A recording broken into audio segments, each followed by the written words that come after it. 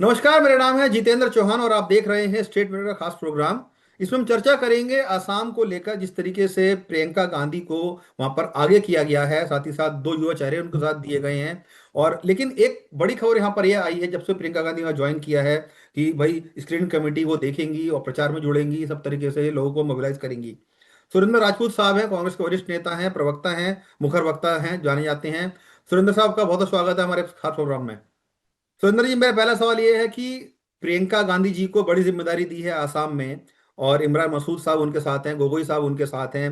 क्या लगता है कि इस बार तीनों की तिकड़ी क्या रंग लेकर आएगी सर वहां पे? देखिए, प्रियंका जी के पास तो हमेशा से ही बड़ी जिम्मेवारियां रही हैं। ऐसी तो बात नहीं, हमारी राष्ट्रीय नेता, हमारी नैसर्गिक नेता है, गांधी परिवार की है। और सबसे बड़ी चीज है कि जिस तरीके से वो राष्ट्रीय फलक पर वो जहां गई वहां जीत दे करके आई। आपके सामने आप देखिए, कर्नाटका उठा लीजिए, तेलंगाना उठा लीजिए, आप हिमाचल उठा लीजिए उनके नेतृत्व में, और वायनाड से वो स्वयं सांसद बनी है, और उत्तर प्रदेश में उनमें हमारी जीत में महत्वपूर्ण भूमिका रही, चाहे रायबरेली में हो, चाहे अमेठी में हो, चाहे सीतापुर में हो। तो जी। उनको जिम्मेवारी तो हमेशा पार्टी का हाईकमान देता ही रहता है। इस हम्म। वक्त उन्हें जिम्मेवारी असम की दी है, उसमें स्क्रीनिंग कमेटी में भी वो है।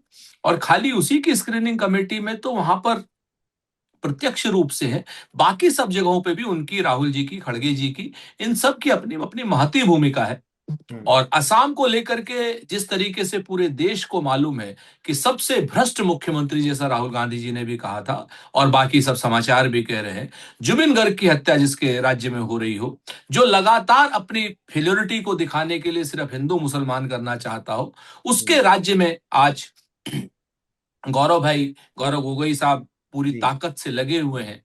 हम्म। तो उनके साथ मिलकर के प्रियंका गांधी जी के नेतृत्व में हम लोग चुनाव लड़ रहे हैं। तो निश्चित तौर पर प्रियंका जी के नाम का भी लाभ मिलेगा और उनके काम का भी लाभ मिलेगा।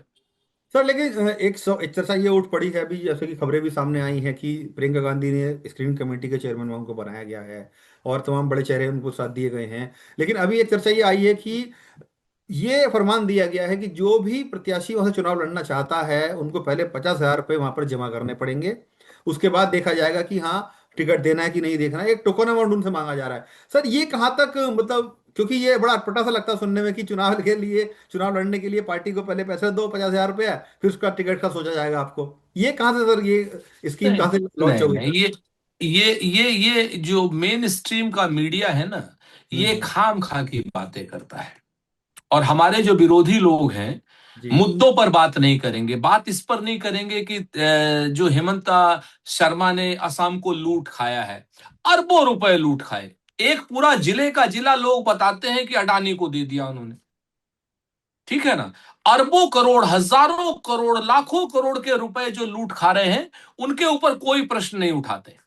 मतलब उनके सर, ऊपर आपको यह लगता प्रश्न है भी कि नहीं। इस बात तो कोई सत्यता नहीं है कि 50,000 रुपए के कोई नाम लिया जा सुनिए, रहा है? सुनिए ना। अरे जी। जी। आप पहले सुनिए ना, आप जी। बात जी। तो पूरी होने दीजिए। तो जी। जी। उन लोगों की जो अरबों रुपए की लूट है, हजारों करोड़ रुपए का जो जहाज है, उनकी जो तमाम तरीके, पूरा जिले का जिला उनके नाम कर दिया जा रहा है, ऐसा लोग आरोप लगाते हैं। और हम्म। लैंड ग्रैबिंग के मामले में हेमंता बिस्व शर्मा को अगर आप देखें तो मेरे ख्याल से हिंदुस्तान के टॉप लोगों में है।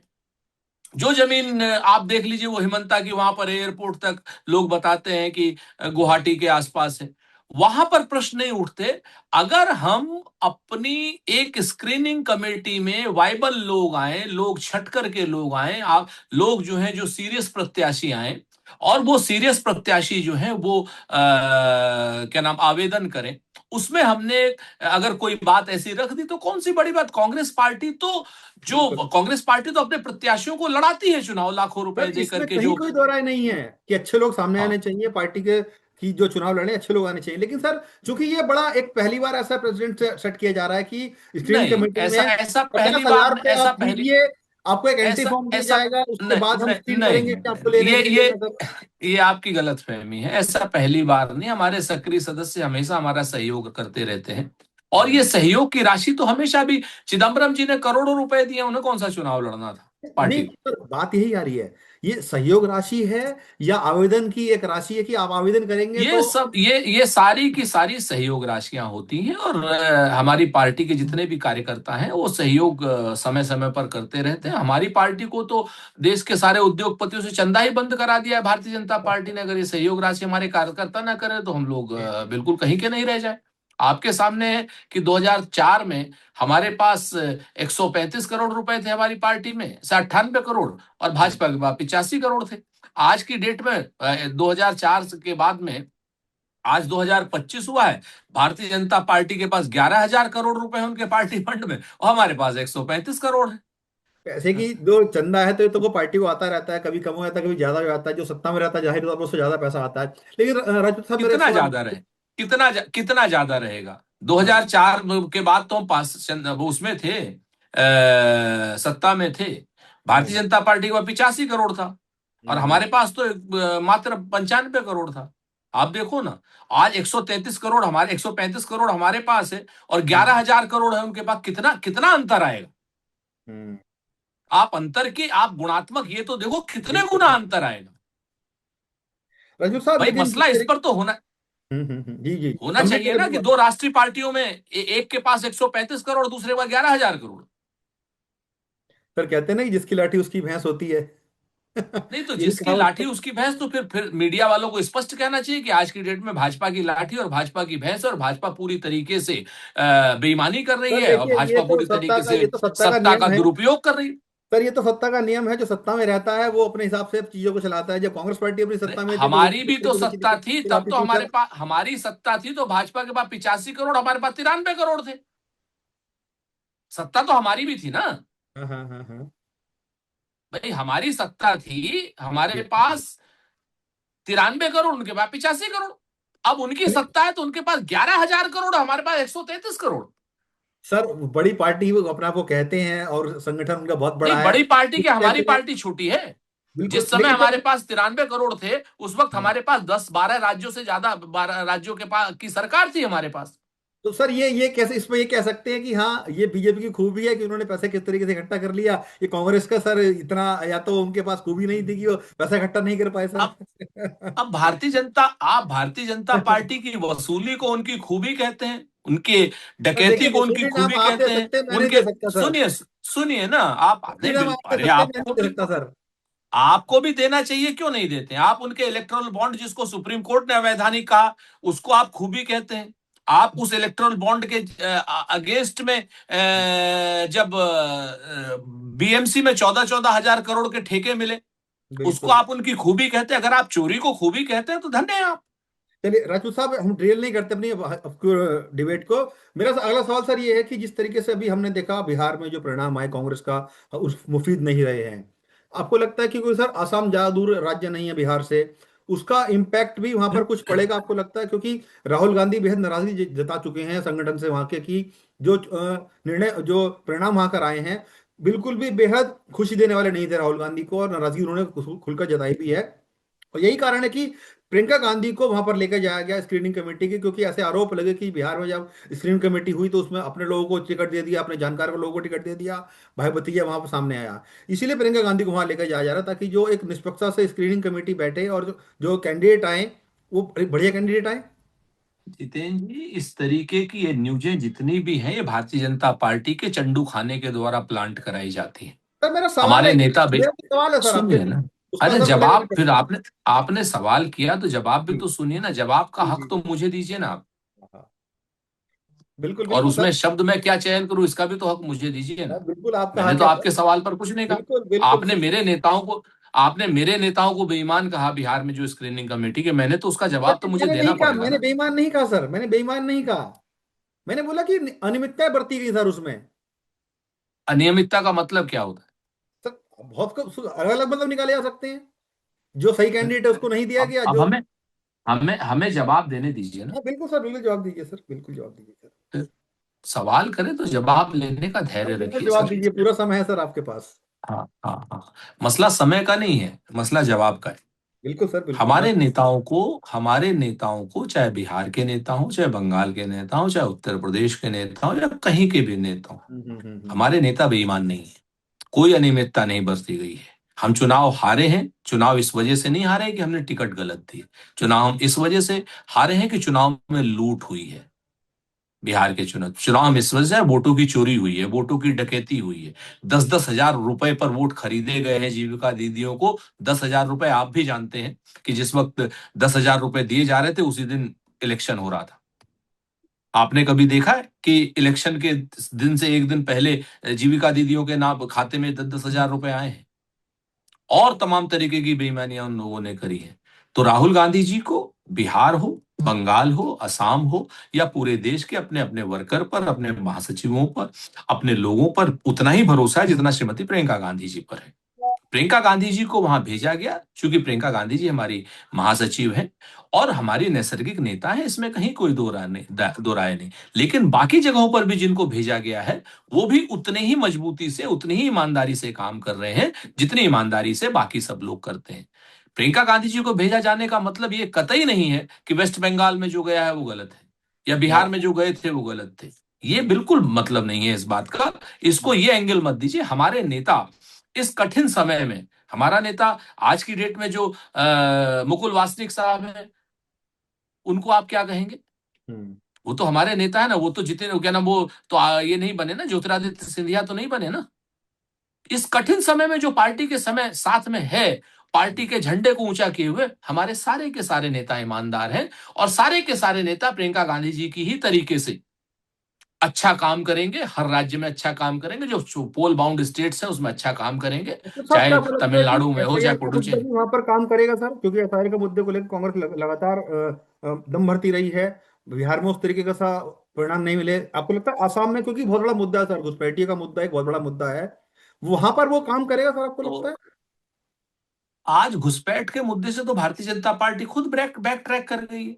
हम्म। भारतीय जनता पार्टी आधिकारिक रूप से नरेंद्र मोदी जी के उस वचन को, उस भाषण को डिनाई कर रही है कि उन्होंने क्या नाम, जो जो 20 दिसंबर 2025 में हिंदुस्तान टाइम्स में, इंडियन एक्सप्रेस में, तमाम अखबारों में आया था। शायद 19 तारीख को गए थे मोदी जी, उन्होंने कहा था कि एसआईआर से घुसपैठिए सब भाग जाएंगे। आज हम्म। कह रहे हैं कि एसआईआर तो हम घुसपैठ के लिए करा ही नहीं रहे। तो पहले तो भारतीय जनता पार्टी तय करे कि वो एसआईआर किस लिए करा रही है। हम्म। पहले चुनाव आयोग तय करे कि एसआईआर किस लिए करा रही है। हाँ, एसआईआर की जितनी भी अपारदर्शी नीतियां हैं, जितनी भी गलत नीतियां हैं, जितनी भी एसआईआर ने जो भी गलत काम किया उसका तो हम विरोध करेंगे। हम्म। एसआईआर तो हम उत्तर प्रदेश में भी करा रहे हैं, एसआईआर बंगाल में भी मैं देख रहे हैं, आऊंगा सर, उत्तर एसआईआर हम प्रदेश अन्य से भी जगह आऊंगा पे सर, भी उत्तर देख रहे प्रदेश से भी आऊंगा सर। अभी हम असम पे थोड़ा रह जाते हैं, असम में चर्चा कर हैं। लेते जी हैं, उत्तर प्रदेश से जी। भी मैं आऊंगा। सर, मेरा वही सवाल है कि हाँ। क्या एसआईआर का मुद्दा भी असम में सर कांग्रेस उठाएगी? क्योंकि जल्दी चुनाव होंगे सारे सर। कांग्रेस कांग्रेस एक से लेके ए से लेके जेड तक, आ से लेके ज्ञा तक सारे मुद्दे उठाएगी। चाहे वो लैंड ग्रैबिंग का मुद्दा हो, चाहे वो बेईमानी से एसआईआर का मुद्दा हो, चाहे झूठा घुसपैठ का मुद्दा हो, और चाहे असामीज की जमीनों को कब्जा करने का सत्ताधारी दल के द्वारा मुद्दा हो, चाहे जुबिन गर्ग की हत्या का मुद्दा हो। हम्म। सारे के सारे मुद्दों को, ए टू जेड सारे मुद्दों को कांग्रेस पार्टी वहां पर उठाएगी। गौरव गोगोई जी के नेतृत्व में उठाएगी। हमारी स्क्रीनिंग कमेटी में श्रीमती प्रियंका गांधी जी हैं।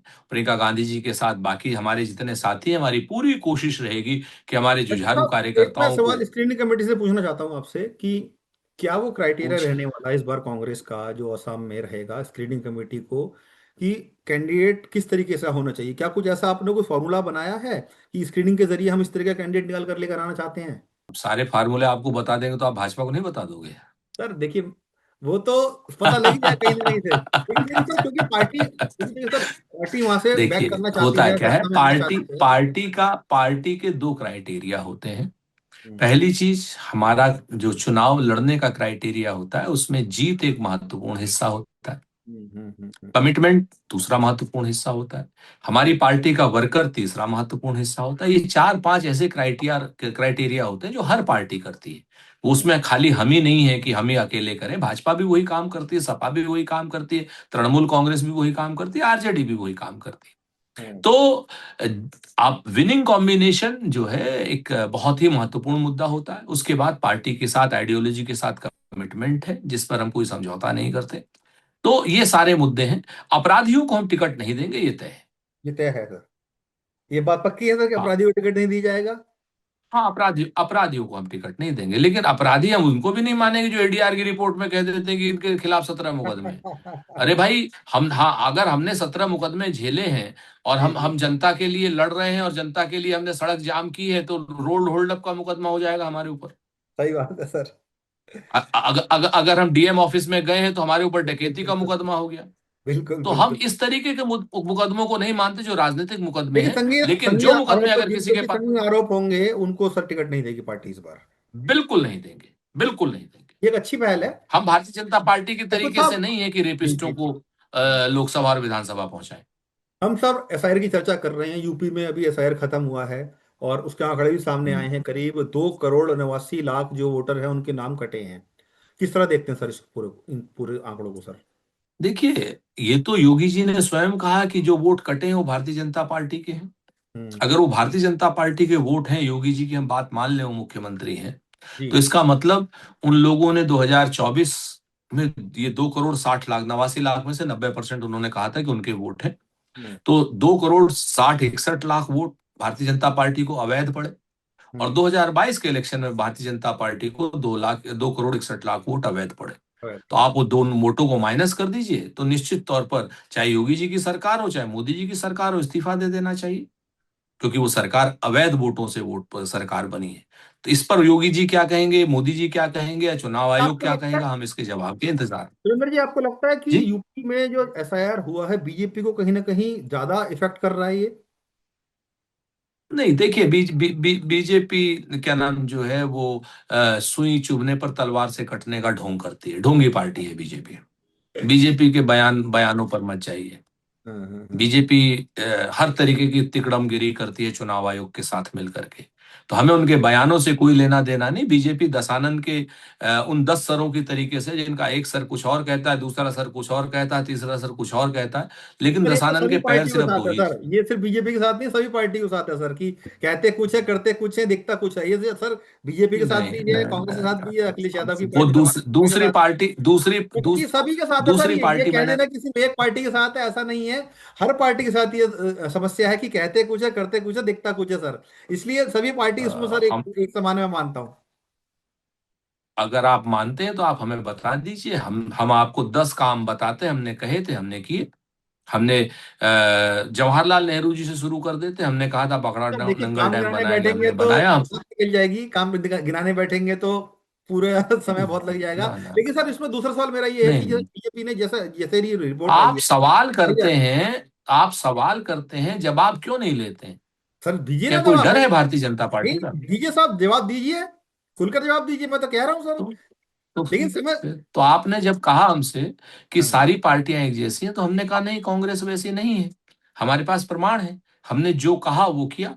हमने पाकिस्तान के 2 टुकड़े करने के लिए कहा था, किया। हमने पंचायती राज लाने के लिए कहा था, किया। हमने राइट टू इंफॉर्मेशन लाने के लिए कहा था, किया। राइट टू एजुकेशन लाने के लिए कहा था, किया। हमने राइट टू फूड लाने के लिए हाँ, कहा था, जरूर किया। की है, कोई हमने कोई बैंकों उसको का कोई मना नहीं कर नेशनलाइजेशन रहा सर, करने के उसको लिए कोई कहा था, मना नहीं किया। कर रहा, अब कोई डिनाई सुनिए नहीं ना, कर रहा, कोई डिनाई नहीं सुनिए, कर रहा। सुनिए, सुनिए, सुनिए, हमें आप शांत लोग रह खेल में करके सर काम सुनिए। तो करते ही दूसरा, ना सर। आप मुझे बताइए कि भारतीय जनता पार्टी ने पीएसयू बेचने के लिए वोट मांगा था क्या? पीएसयू बेचे उन्होंने? क्या भारतीय जनता पार्टी ने नोटबंदी करने के लिए वोट मांगा था? बताइए। हमने तो जो जिस काम को हमने करने के लिए वोट मांगा था, हमने तो वो किया। भारतीय जनता पार्टी के कोई 5 या 7 काम ऐसे बता दीजिए जो उन्होंने कहा हो कि हम ये करेंगे, और वो वोट मांगे। उन्होंने नोटबंदी के लिए अगर वोट मांगा हो तो बताइए। उन्होंने क्या नाम जीएसटी का विरोध किया था, उन्होंने जीएसटी लाने के लिए वोट मांगा हो तो बताइए, जीएसटी लाए। तो हम्म। भारतीय जनता पार्टी जो नहीं कहती है वो करती है, और हम जो कहते हैं वो करते हैं। हम तो बहुत साफ सी बात कर रहे हैं। नहीं बिल्कुल और सर ये सर। ऐतिहासिक 1952 से हम बता सकते हैं। सर सवाल एक ये भी है इसमें कि जैसे सर एसआईआर की रिपोर्ट यूपी में आई है, अधिकारी सामने आए, आंकड़ा पेश किया, बीजेपी ने तुरंत सर एक अपने जो जितने भी जमीनी स्तर के कार्यकर्ता हैं उनको बोल दिया है कि हर पोलिंग बूथ पे कम से कम 200 मतदाताओं को जोड़ना है। और करीब करीब 1,80,000 जो बूथ हैं सर यूपी में, सभी पे उन्होंने अपना ये पैगाम दे दिया है जमीनी स्तर पर लोगों को जोड़ने के लिए। क्या आपको लगता है कि सर जो वोट कटे हैं बीजेपी दोबारा से उनको जोड़ने के प्रयास में लग गई है? देखिए, ये फिर भारतीय जनता पार्टी ने एक डिक्टेटोरियल एटीट्यूड का परिचय दिया है, लोकतंत्र का ये परिचय नहीं है। भाई वो लोग कौन होते हैं ये कहने के लिए कि 200 वोट जोड़ो? हो सकता है वहां 400 वोट जुड़ने हो उस बूथ पर, बिल्कुल। और या हो सकता है उस बूथ पर 25 वोट जुड़ गए। तो ये हम्म। भारतीय जनता पार्टी ये तय करने वाली कौन होती है कि कम से कम 200 वोट? इसका इसका मतलब ही है कि भारतीय जनता पार्टी को लोकतंत्र में भरोसा नहीं है। नहीं सर, ये तो देखिए अपने यही मैं कार्यकर्ताओं आपसे कह रहा हूं। अपने कार्यकर्ताओं को उन्होंने ये एक संदेश दे दिया है कि अगर वोट कटे भी हैं उनके संदेश नहीं, लिए। अभी अभी आपने कहा कि भारतीय जनता पार्टी ने कह दिया है अपने कार्यकर्ताओं से हर बिल्कुल बूथ पे 200 वोट। बात सही बिल्कुल कही आपने। बिल्कुल बिल्कुल। तो मैं यही आपसे कहना चाह रहा हूं जितेंद्र जी कि ये भारतीय जनता पार्टी का गैर लोकतांत्रिक निर्णय है। सर और ये इससे स्पष्ट होता है कि करते वो कैसे संविधान की होगा सर, परवाह मुझे नहीं ये करते बताइए। सर कांग्रेस पार्टी भी हैं। अगर होती, अगर कांग्रेस पार्टी भी अपने कार्यकर्ताओं को कहे कि नहीं बूथ पे जाकर ज्यादा से ज्यादा लोगों को जोड़े, तो उसमें गलत क्या है सर? हमने कहा है, हम हमने कहा है, हमने ये नहीं कहा कि 200 वोट जोड़ो, हमने इसमें कहा गलत है बात कि सर, एक भी। वो तो एक आंकड़ा उन्होंने दे दिया कि 200 जोड़िए, 200 जुड़े, दो जुड़े क्यों या दिया? 10 जुड़े। यही यही आंकड़ा तो उनको गैर लोकतांत्रिक बनाता है, यही आंकड़ा तो उनको डिक्टेटर बनाता है। ये आंकड़ा लोकतंत्र में आप नहीं दे सकते। आप कैसे कह सकते हैं कि 200 वोट जोड़ो?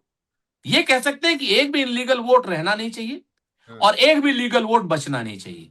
हम्म। लीगल वोट जितने हैं उनको जोड़ो, जो कट गए हैं उनको जोड़ो। कांग्रेस पार्टी भी ऐसे कुछ ड्राइव कर रही है सर? सर की ड्राइव हमने कर तो रही है हमने तो पूरी हमने तो पूरी कमेटी बना दी है, 6 लोगों की कमेटी है, श्री अजय राय जी, अविनाश पांडे जी के नेतृत्व में, जो गांव गांव जा रही है, पांव पांव जा रही है, नगर नगर जा रही है, डगर डगर जा रही है। लेकिन हमने ये टारगेट नहीं दिया क्योंकि हम लोकतांत्रिक लोग हैं। सर? हमने ये नहीं कहा कि 200 वोट जोड़ो, हमने बीजेपी ये कहा अलोकतांत्रिक हो इलीगल गई। वोट जो बीजेपी है ने अगर हटना टारगेट दिया हटेगा तो और बीजेपी लीगल अलोकतांत्रिक वोट हो गई सर। जुड़ेगा। बीजेपी ने टारगेट दे दिया तो वो अलोकतांत्रिक हो हाँ, गई। 100%। जो लोग ये बताएंगे कि यहां पर दो, क्या वो नजूमी हैं, भविष्य वक्ता हैं, भगवान हैं, वो हम्म। कैसे कह रहे हैं कि 200 वोट? हम्म। कोई परेशानी 200, वो कैसे कह परेशानी रहे हैं? कांग्रेस को परेशानी ये 200 वोट 200 से हो वोट, रही है, या ये हो रही है कि वो क्यों जोड़ रहे हैं सर? यही मैं आपसे कह रहा हूं कि ये 200 वोट जो है यही बड़ी समस्या है। ये 200 वोट वो कहते हैं इनलीगल वोट कटवाइए और हाँ। लीगल वोट जुड़वाइए, जो लीगल इलीगल वोट वोट जुड़े तो नहीं उनको इलीगल जुड़वाइए। वोट तो ऑलरेडी कट चुके हैं एसआईआर में सर। इलीगल वोट तो ऑलरेडी कट चुके ना हैं। ना ना ना भैया, ये भाजपा वाले हैं, बड़े गुरु लोग हैं। सर भाजपा ने थोड़ी वोट काटे, हाँ, वो इनके तो ऊपर बड़ा इलेक्शन आंख कमीशन खोल ने करके हमने कहा ना, दशानन के दस तन की प्रक्रिया तरीके करवाई है। मायावी लोग हैं। नहीं सर, इलेक्शन कमीशन ने प्रक्रिया कराई है, उसमें वोट कटे, बीजेपी ने थोड़ी काटे सर वोट। अरे इलेक्शन इलेक्शन कमीशन की प्रक्रिया को तो आप देखिए ना। इलेक्शन कमीशन तो इतना महान है, भारतीय जनता पार्टी के हक में क्या क्या करता है। डी डुप्लीकेट वोटर को अभी 1.5 महीना पहले ज्ञानेश कुमार गुप्ता जी ने कहा था ये तो कूड़ा सॉफ्टवेयर है, जिसका उन्होंने 2023 से कोई उपयोग नहीं किया। वो हम्म। अचानक से वो सॉफ्टवेयर का उपयोग करने लग गए भाई एसआईआर में। हम्म। और क्या वो सॉफ्टवेयर उपयोग करने के लिए आपने राजनीतिक दलों से अनुमति ली या राजनीतिक दलों को विश्वास में लिया? चलिए नहीं सर, लिया ना। समय की थोड़ी सी पाबंदी है मेरे साथ भी, आपको भी जाना है, आपसे विदा लूंगा मैं। लेकिन सर आपने बड़ी अच्छी बात कही कि असम को लेकर खास तौर से, कि ये एक प्रक्रिया रही है स्क्रीनिंग कमेटी की, जिस तरीके से लोग अच्छे लोग आने चाहिए। और जो सहयोग राशि की आप बात करें कि वो सहयोग है, ना कि कोई पार्टी ने उनसे टिकट लेने के लिए पैसा लिया है। अब सहयोग है या क्या पैसा है वो सर वो आप जानते हैं, आप आपकी पार्टी जानती है। लेकिन आपने स्पष्टता से अपनी जवाब दिए हैं कि हाँ, असम में इस वक्त कांग्रेस पार्टी मजबूती से लड़ने जा रही है। और एसआईआर का मुद्दा हो या अन्य मुद्दे, घुसपैठिया का मुद्दा हो, बहुत सारे ऐसे मुद्दे हैं जिसको लेकर कांग्रेस जमीन पर जाएगी और चुनाव जीत कर आएगी। लेकिन ये देखना बेहद दिलचस्प होगा कि इस बार जो लड़ाई होने वाली है सर, बहुत कांटे की होने वाली है। बहुत धन्यवाद। धन्यवाद सर।